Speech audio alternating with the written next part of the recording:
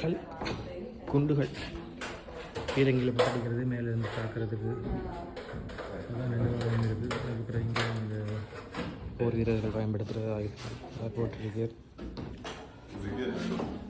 பாருங்க கல்லால் ஆன கற்குண்டுகள்